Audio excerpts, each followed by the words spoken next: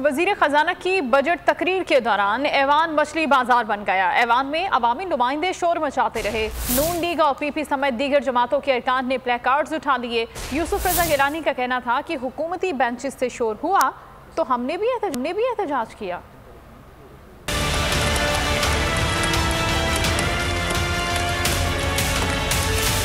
शोर ऐसा कि कान पड़ी आवाज भी सुनाई ना दे। कौमी असम्बली का बजट इजलास में अपोजिशन का शोर शराबा।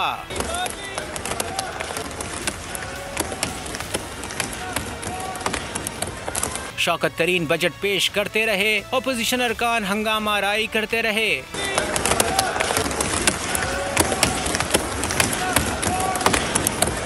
वजीर खजाना को कानों में हेडफोन लगाने पड़े। उन्होंने बजट तकरीर जारी रखी। मरियम औरंगजेब समेत दीगर अरकान ने प्ले कार्ड्स थाम लिए। अरकान असम्बली बजट की कॉपियां मार मार कर डेस्क बजाते रहे। स्पीकर असद कैसर की बार बार हिदायत भी बेसूद रहीं।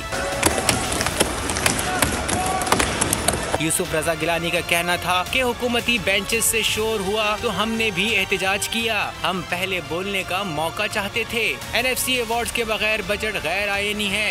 हमें पहले बोलने का मौका दें तो उन्होंने बोलने नहीं दिया।